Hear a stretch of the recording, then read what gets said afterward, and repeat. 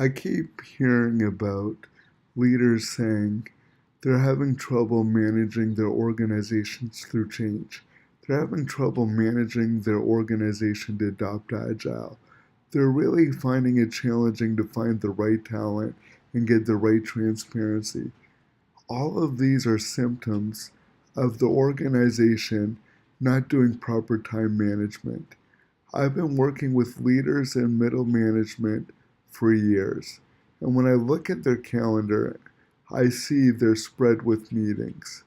And unfortunately, with meetings, it's not only the time that you're scheduled for the meeting that's eating your time, it's the time in prepping and work that follows the meeting that adds to your busy days. I remember going to university, they would give the rule of thumb that for every 1 hour of class, expect 3 hours of work outside of class. But in some ways, when we get into the work world, we forget that.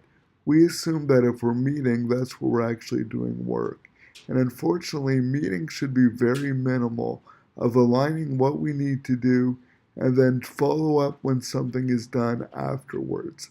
But they tend to be meetings to give status and try to give transparency and add a whole bunch of work that you're going to need to do after the meetings. If we can't control our calendar, if we can't manage our time, we're not going to lead to successful Agile. We're not going to lead our organization to successful outcomes. We're not going to create great products and services. We need to take control of our time. If we can't manage our time, how can we effectively manage or lead an organization to do what we want? We got to use the decline button as much as we do the accept button for meetings. Hitting accept and saying yes are what is hurting our organization. I know I've said this in blog posts before, but as I continue to coach, the problem isn't getting any better. So I want to leave you with three things. One, I would like you to look at your calendar and add up all the meetings that you're doing and multiply that by 3. When are you doing that extra work? And are you balancing effectively between strategy and execution? 2, do you need to be in all those meetings? Can you decline them? Can you do whatever? Look at your schedule and look at what you need to do your best work in quantity of time. And then 3, work with all these stakeholders to really do that trade-off and balance of what you can do effectively and what you either have to descope or give somebody in your organization an opportunity to do what you're doing.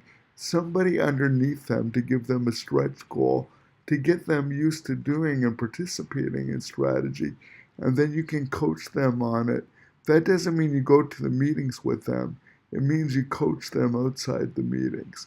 So that way you're doing your job as a leader by coaching and mentoring, but you're giving up that control of really spreading out the strategy and execution and giving people stretch assignments. Right now I see too many leaders and too many product people burdened by meetings. They're using all their effort just to get all the work done instead of doing the best work and fully utilize the talents while you get them. Manage your schedule so you can effectively manage your organization. Remember, lead how you'd like to be led.